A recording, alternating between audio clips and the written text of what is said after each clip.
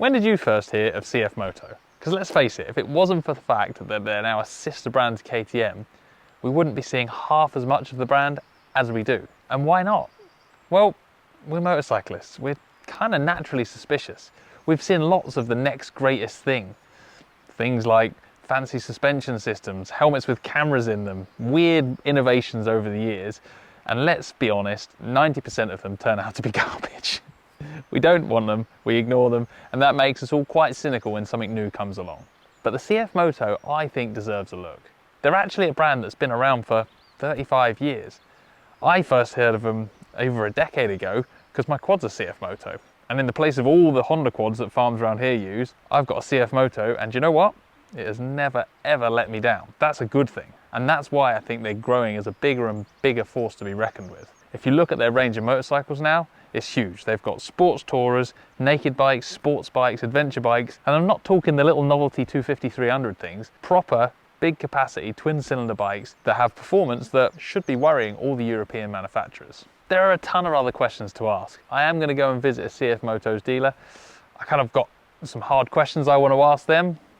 Primary at the top of the list being, is it just a KTM with funny colours? So this is the first time I've ridden a CF Moto, and in this case an 800 NK. I'm going to give it the normal Chris treatment of skids, wheelies and hooning around, and we'll see what's left standing at the end.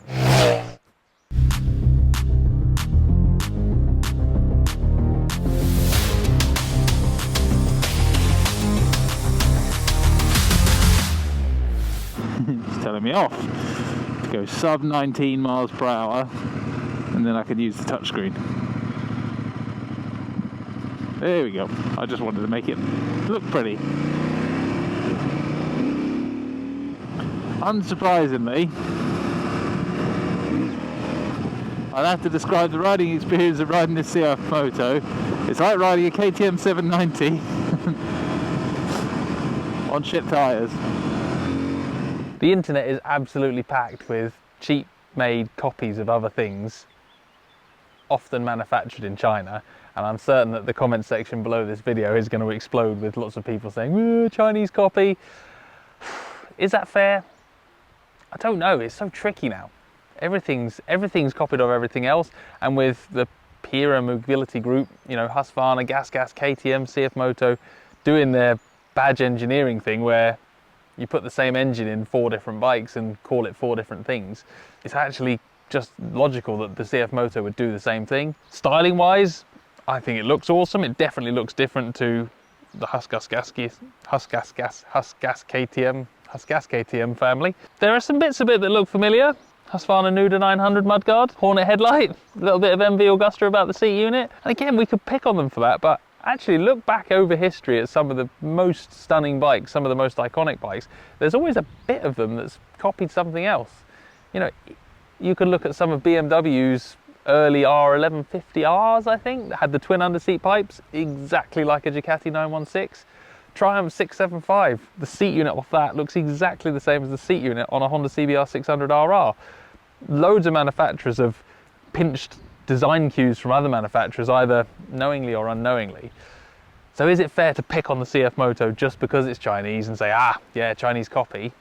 No, I don't think so. And actually, if you take 2 steps back, overall, I think it's a cool looking thing. I love the colour scheme. I love the matte carbon. That doesn't look half as tacky as it sounds. It's a really striking design that sort of blends a bit of Japanesey, anime, cartoony robot front end with some swoopy Italian stuff at the back. I think it looks cool. I think if you're a grumpy cynic on the internet, you'll find plenty to pick holes in. But I think if you just like motorbikes, you'll look at this and go, yeah, good job.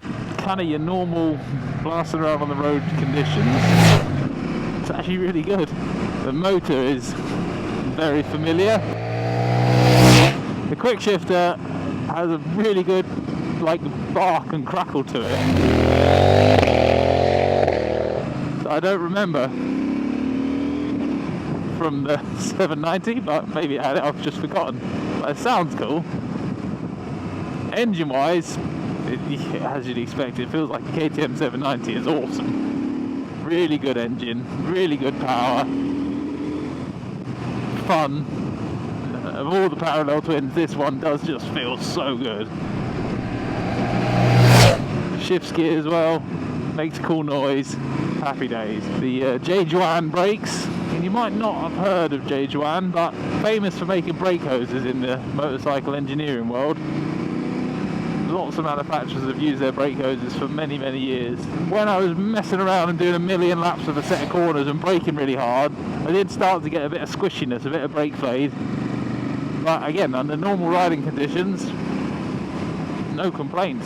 Not the sharpest, not the most powerful brakes when you compare them to things like the 890 Duke, which had insane brakes on it, but they're still very, very good brakes. The biggest drawback I've found on this so far is the tyres. It's on Maxxis Sport Max tyres. They feel rock hard, the edges are quite shiny on them, and every time I try to lean it a little bit further over, it feels nervous and skatey, and yeah, it's hard to build heat in them. Not a big fan of them. Right, I've spent the last couple of weeks bombing around on the CF Moto 800. I've had an absolute blast, but especially with a brand like CF Moto that's not that well known in the UK, I wanted to go and speak to some people that have been selling them, got customers that have used them, abused them, and actually find out a bit more about the brand and about the other bikes available. Try and build more of a picture than just it does skids and wheelies. Obviously, I like that bit. So we've come here to the Bike Sanctuary just outside Milton Keynes to have a chat with the dealership principal and ask some difficult questions about the bikes and see if any of the internet China bike hatred is justified or whether that's just the internet being angry with itself again. So Ben, you've been a CF Moto dealer for 3 years now. Yeah. Obviously you on a daily basis deal with all the questions that we're going to get bombarded with about, is it reliable? Is it got warranty backup? Is the dealer going to be all right? People in the motorcycling world, particularly in the UK, are quite suspicious about new brands, smaller brands, Chinese brands. What are they like when they're 3 years old? The brand new ones look amazing. I've been riding it, I've loved it. But once they're 3 years old, you must have some customers that hammer them. You must have some ones that never get washed, that live outside. How do they last? Yeah, I mean, we've been doing them for 3 years now, so we're only just starting to get to the point where the bikes are aging out. So it's not so much the age that's the factor, it's obviously the life that they have. So we've got customers who've had them for 6 months and they don't wash them, they leave them outside, and I think that's the real test of it. And our demos as well, our demos are pushed outside and they're out there, rain, sleet, snow and all the rest of it. But yeah, a lot of the bikes we're seeing come back now, people are using them for commuting and that sort of stuff. They come back and the first thing you're looking for is rust and corrosion and paint flake and all that stuff. And even the oldest bikes that we're seeing come back now are still looking really good. In terms of looking after them, is that cheap as well? In terms of when you bring it back for your first service, your second service, your third service, there's no horrible bills there hiding, are there? No, I don't think so. I mean, with the 800 models, you've got really long service intervals for one. So naturally, your first service is at 500-600 miles, and then on the 800 models, it's 9,000 mile intervals or annually. Naturally, the 9,000 mile interval, it consumes more parts, so it's going to be slightly more expensive. But no, I mean, service costs are obviously set by the dealers, but you're looking at a couple of £100 for a service, and you are benefiting at the moment, I think, from the fact that CF Moto is this sort of emerging brand. Yeah. If you were to buy a Triumph or something like that, you might pay you're paying established brand dealer money for servicing. So I think people would be quite surprised with how cheap they are to run. Obviously, the warranty's 4-year warranty now. Yeah, 4-year warranty. And you said they've got breakdown cover as well. Yeah, so when you buy the bike from new, you get a year's breakdown. And then every time you have the bike serviced, your breakdown is renewed for another year. So you get European-wide cover. But there's also an initiative that's led by KTM whereby the dealer network also serves as recovery as well. So yeah. If you were to break down, and touch wood, we've not had this happen yet, but if you're within a certain radius of a dealer, they contact us first and we have the opportunity to come and get the bike. The bike's also self-diagnosed, so error codes and stuff are shown on the dash, so it gives us an opportunity to pre-diagnose issues. Again, not had this happen yet, but it's there for longer life vehicles and stuff like that. I always bring back the point, my dad bought a Japanese bike and my granddad was tutting and rolling his eyes and going, what are you buying that Japanese rubbish for? Because Yamaha, Honda, Suzuki, Kawasaki have all been through exactly what CF Moto and the other Chinese brands are doing right now. Yeah, exactly. There's a lot of preconceptions around Chinese products, and some of it is justified, absolutely. Obviously, we service all makes and models, so we do see some stuff come through, which is not great. But I think the key with CF Moto, I mean, if you look at their dealers across, you know, Europe and Asia and stuff like that, the dealerships are unbelievable, and that's I'm sure is going to come from the UK. So I've got one final question now before we head off.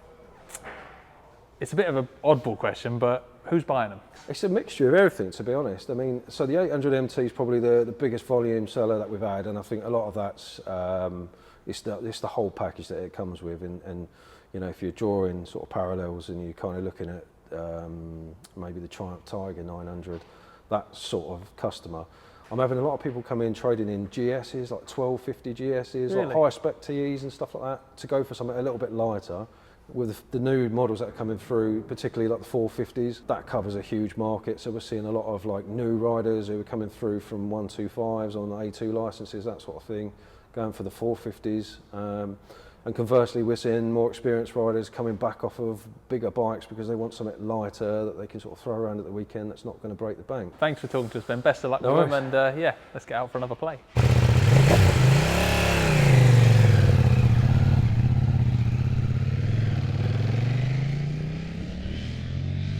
When you're used to mainstream European bikes, particularly sports bikes like this, you're used to being able to do things like turn the wheelie control off, turn the traction control off, turn the ABS onto CFMOTO motor. It only works on one wheel, and you can't do any of that on this. You can have sports mode, street mode, or whatever the other mode is. I didn't bother with that one. Rain, it's not raining, don't need it. And that's the only choice you get. And initially, obviously, Chris the Looney wanted to whinge about that because I like doing skids and wheelies and stoppies, and you can't really do much of that on this bike. However, I had to then think of what most people are going to do on it. I had to put myself in my dad's shoes. My dad would not care a hoot that you can't do backy any skids and wheelies and stoppies. It would make no difference to him whatsoever. And I suspect that's the case for a lot of riders.